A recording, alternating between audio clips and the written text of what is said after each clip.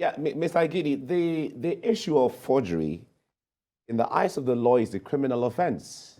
Criminal offense, and as it stands right now from, yes, but as it stands right now from your allegation, what is the way forward? What will happen right now with this case of issue of forgery that you have mentioned and falsification of a document? What's the way forward? As I speak to you, the Nigerian police, they are on the matter. I mean, they have the statutory responsibility to prosecute, to investigate, and I'm aware that investigation have been concluded, all right, on the matter. This is not one case that INEC want to be involved in because, you know, that's a matter of legal affairs. You remember that a professor has been jailed for 3 years. Another was going to go for another 14 years because that's when INEC took responsibility. This result that they forged, it belongs to the party. But we were at the venue. INEC was at the venue when the successful committee led by Banki Yusuf came to Akwa Ibom. It is their affair. All we needed to do was to be there. And that is why I'm going to make this point very clear. There are two schools of thoughts. I belong to the first school of thought that, look, we cannot be micromanaging political parties. Whoa. Let us not be in the arena of conflict.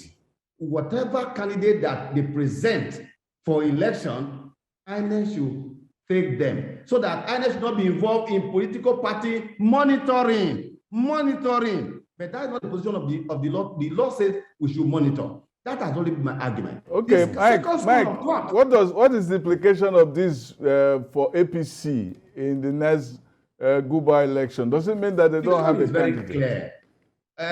Bro Sam, the implication is very clear. Law, the rule of law is preferable to the rule of individuals, no matter how magnanimous. Our democracy must be anchored on the rule of law. So, when you fail to act in the way and manner prescribed by the law, whether that is a political act, it has legal consequences. And the legal consequences of that is that with respect to the Guba, there is no Guba candidate. And I must make this point clear here, that, and I will speak on the other one, with respect to Guba, no Guba primary conducted. Whether they accuse the commission, my person, which is very unfortunate for them, that I am biased. How am I biased? At the venue of the Shared Grace Arena, where you had the former secretary of their party, when we were there, they attempted to use our presence to want to do what they call it, accreditation of the delegate. They were all over the place there.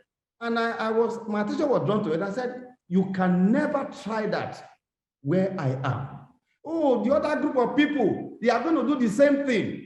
I said, whatever they do elsewhere, not monitored by INEC, will be a nullity. So it will be a different thing today, the people of this country. If the commission, under my watch here in Akwa Ibom, has supported a Guba candidate from this group and rejected from the other group, both of them, these groups, they do not have candidate. And that is why, from what I've heard, the other man, Akwa, has moved to NNPP. Yes. So how am I biased Mr. here? Igini, because how is commission biased? Yeah, Mr. Igini, I need to put these questions to you because I understand we are indeed pressed for time. So there is also the argument that the courts have usurped the powers of INEC. In fact, that position and argument was buttressed again only yesterday by human rights lawyer and senior advocate of Nigeria, Femi Falana, who is saying that the involvement of courts in the electoral process has not been favorable to Nigeria's democracy rather. I wonder if this is a position that you share. And just to add to that, with these threats by this group, do you fear for your life, Mr. Igini? First and foremost, we must take responsibility for ourselves, our personal security, by doing what we need to do. But ultimately, life and God that can permit the taking of life. But the state has a duty and responsibility to protect those who are saying should be well with Nigeria, those who fight for a good cause for our country. It is for the federal government to protect all such persons.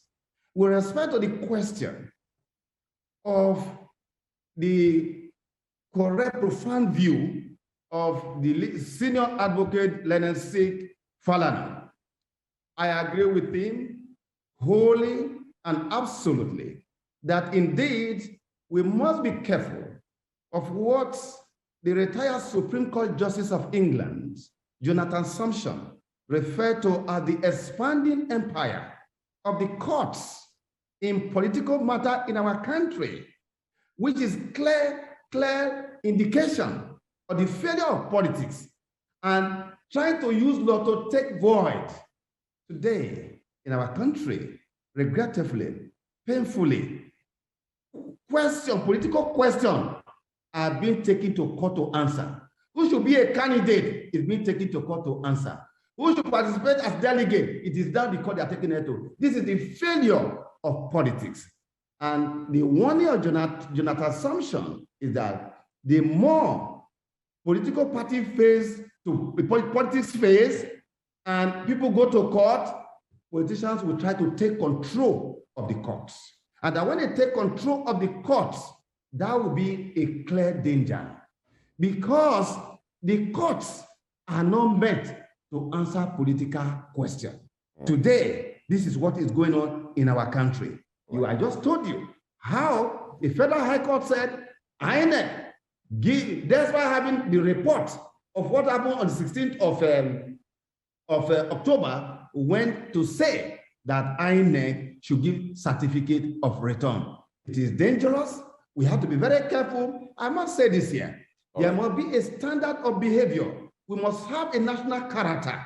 We do not have people who are morally, ethically challenged to find themselves in position of authority. You cannot have a blossoming democracy without having Democrats. Most of the people you see are wearing their carnival performance, wearing the costume of Democrat. All right, Ms. Igini, we have to leave you here now. We must thank you so much, Mr. Mike Igini, the INEC Resident Electoral Commissioner, for coming on the program and making clarifications on this issue that has been ongoing for some time. Of course, as we get along, we hope and look forward to normalcy returning to Akwa Ibom State as a whole. But we thank you so much for being on our program this morning. We'll keep a tab on developments again. Thank you. Thank you very much, Mike Igini.